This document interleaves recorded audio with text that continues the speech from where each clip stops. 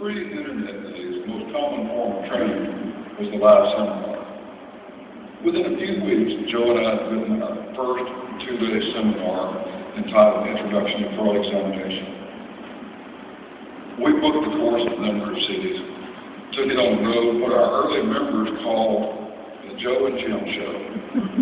Joe taught both days, I handled the administrative responsibilities. Although I didn't realize it at the time, those early days were among the most important in the association's history.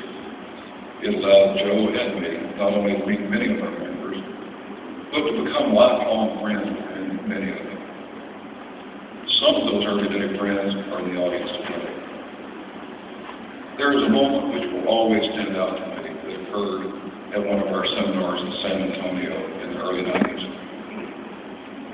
I was headed back to my room after dinner with some of the attendees. I suddenly realized that working for the Association of Certified Fraud Examiners was no longer a job. In such a short time, it had become a passion and way of life.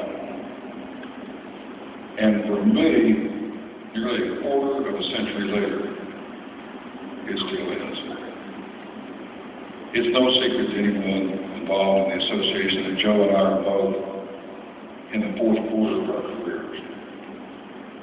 Although I intend to be with the association until they change the locks on the door, we both give considerable thought to the future of the association. We've already begun training and mentoring the next generation of leaders. The future of the ACFE is bright. We now have members in 140 nations, and within the next year, we will surpass 60,000 members. But there is much more in store for you. More sophisticated and cutting-edge training, more and better research into the causational factors of fraud, more and better benefits that will help you in our sole mission to detect and deter fraud in all its forms. I assure you that there will always be an association. And although Joe and I might not be here, the association's values will remain the same. And if any ACFE manager ever considers a computerized answering machine, I assure you they will be haunted by the ghost of Joe and me. As from the beginning, we will never try to be the biggest association in the world. Only the best. You, the members, deserve it.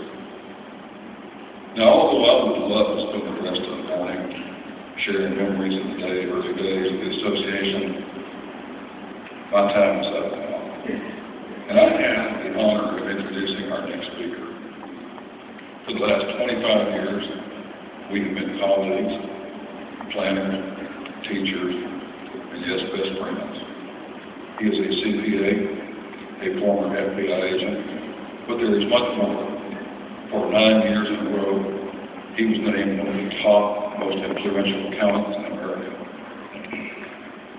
He had been selected by the Institute of Internal Auditors to receive a Distinguished Achievement Award on several occasions, and twice he has won the Journal of Accountancy's Annual Literary Award. Only one of 3 people in the magazine's 100-year history to have done so. He has been inducted into both the Journal of Accountancy and the ACFE Hall of Fame. And he is the recipient of the American Accounting Association's Innovation in Accounting Education Award for his pioneering work in education accounting students about fraud. That is what he is to the outside world. To me, he's a man with a truly tremendous sense of humor and a collection of hideous quiet shirts, several of which he's promised to wear at this conference.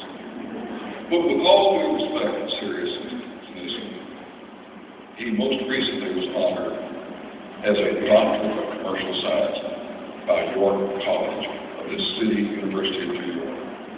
No one is more deserving, and so it is my privilege to introduce the founder of the Association of Certified Fraud Examiners for the first time by his new title, Dr. Joseph T. Wells. Would you stand and give Dr. Willis.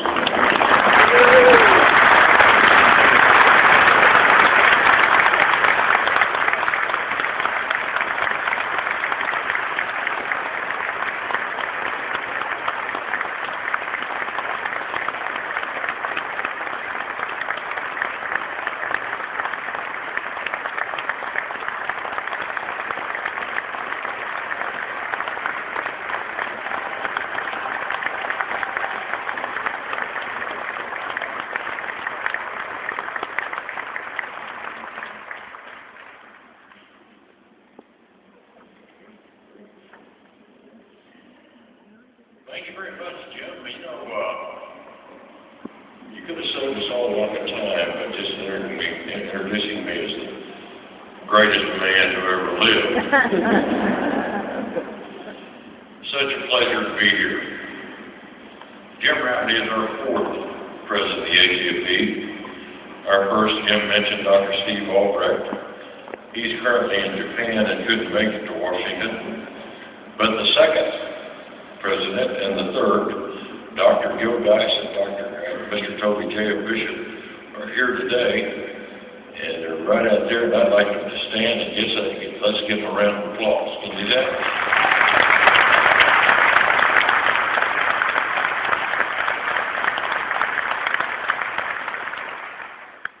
On a personal note, my niece Patty is also here, and so is the light of my life, my wife, Judy, who stood by me for 30 years, and I could not have done this job without Judy. I love you.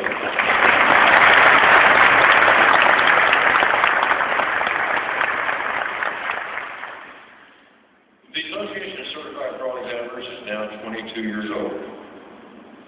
For the first 15 years, I was the CEO.